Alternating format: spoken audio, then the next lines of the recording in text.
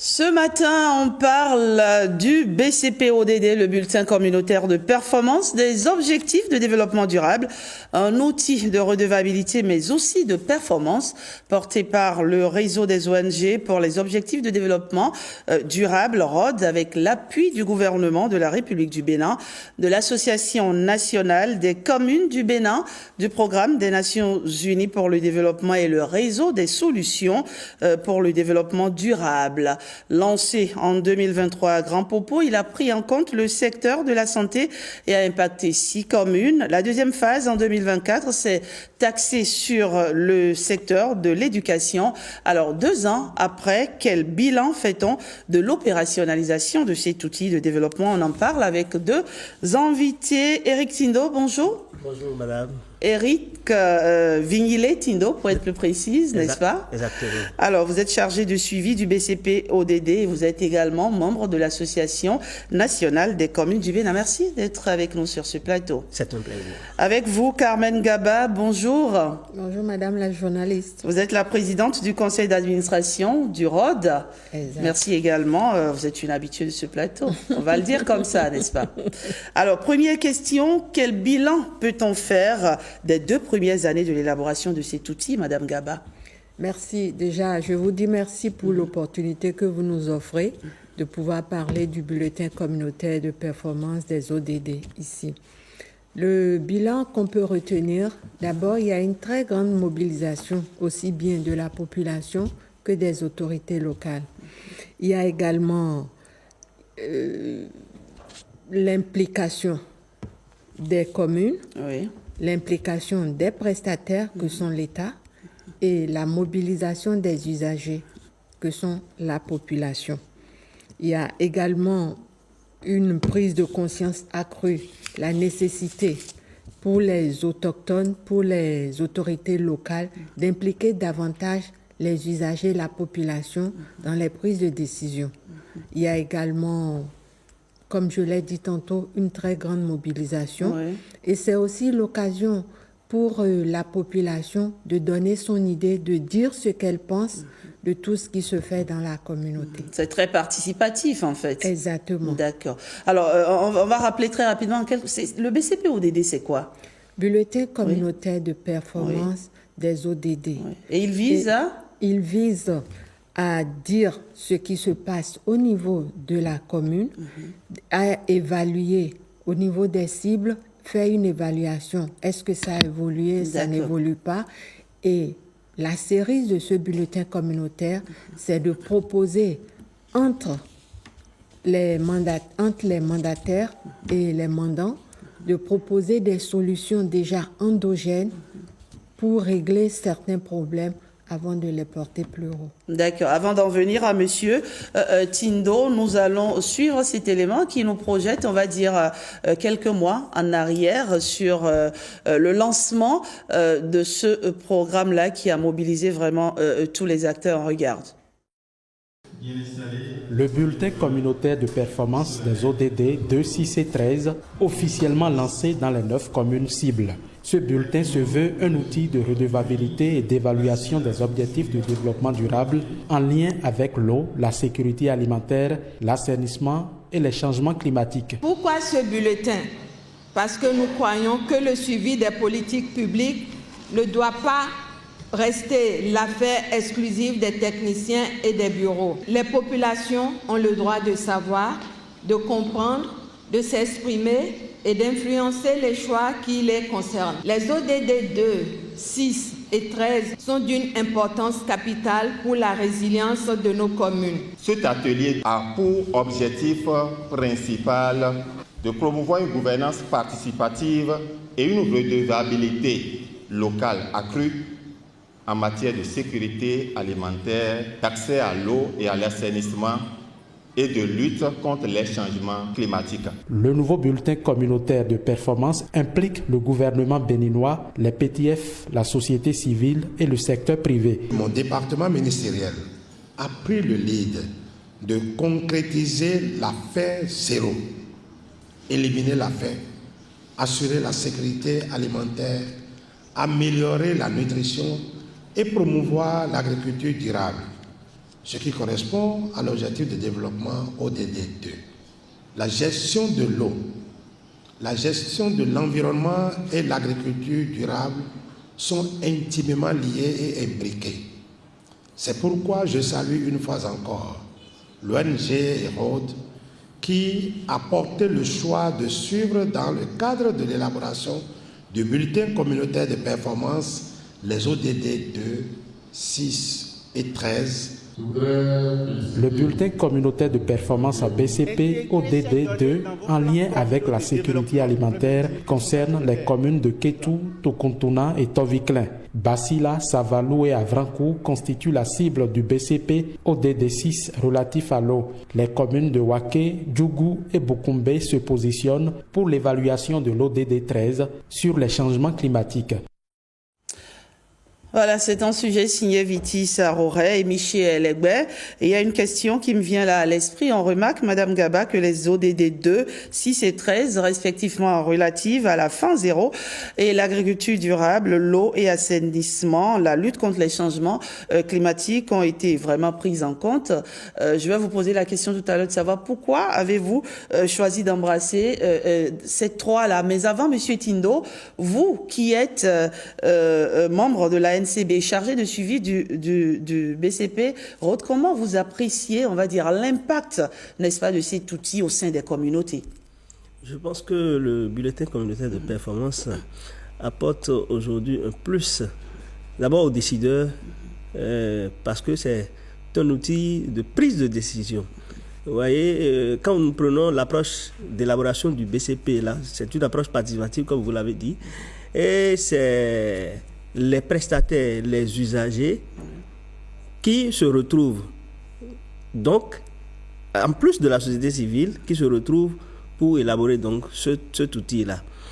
Et cet outil perçu dans la communauté comme un document que eux-mêmes ils ont élaboré avec l'accompagnement donc des experts permet aux communes d'utiliser pour prendre des décisions. Mais au-delà de l'outil, avant de revenir à votre question, au-delà de l'outil BCP, il y a un plan conjoint d'amélioration des services qui est élaboré à la suite donc du BCP.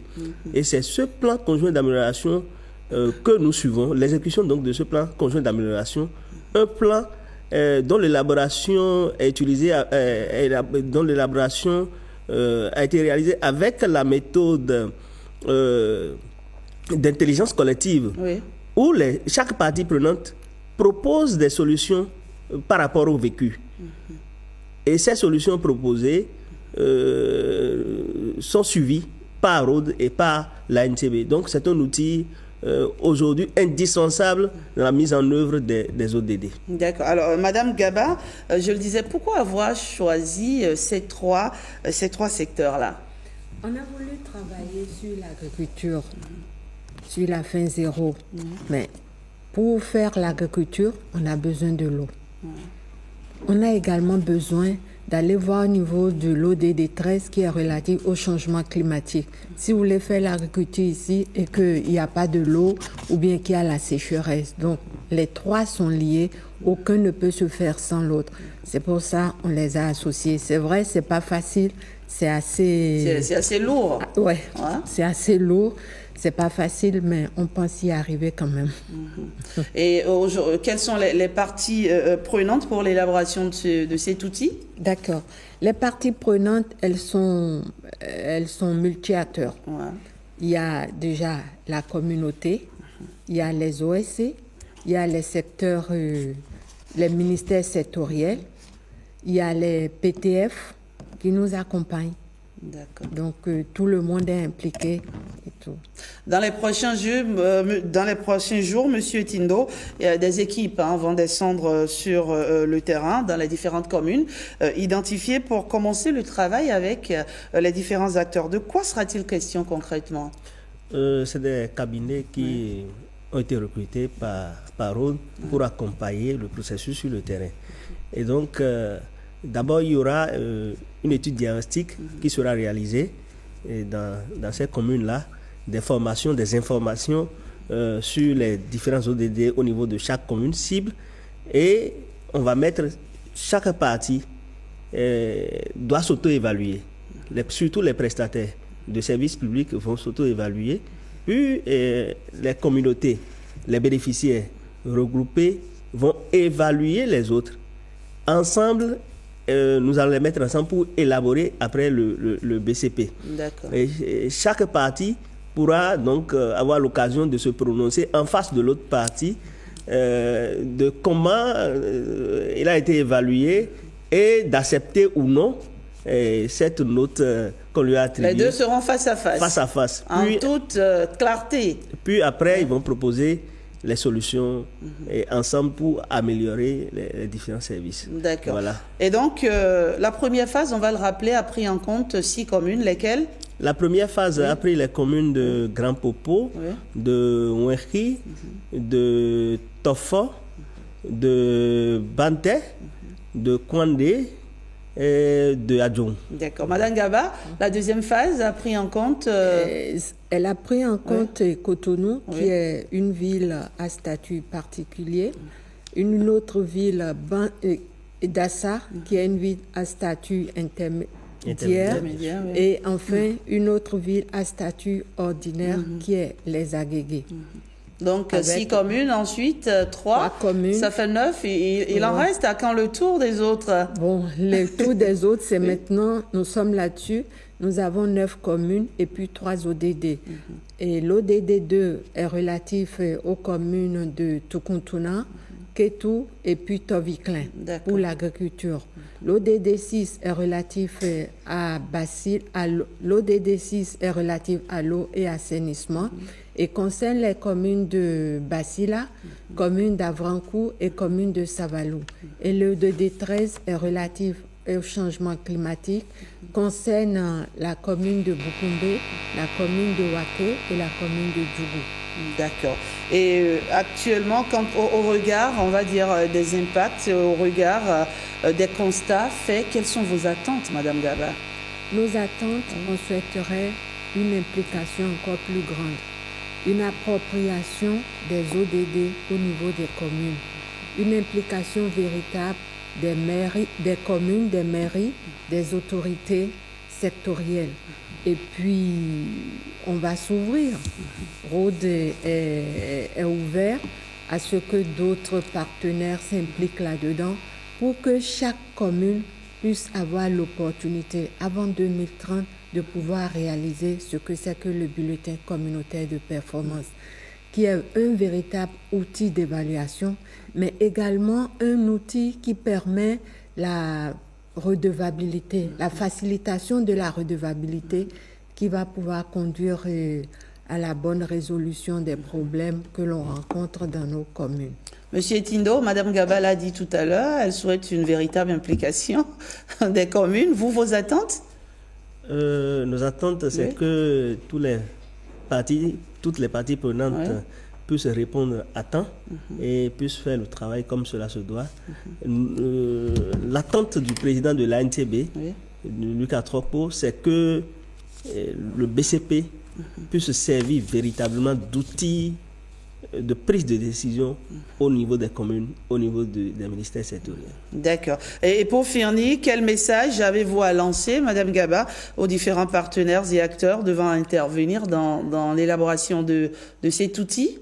Nous pouvons dire que le bulletin communautaire de performance est un instrument qui sert de prise de décision.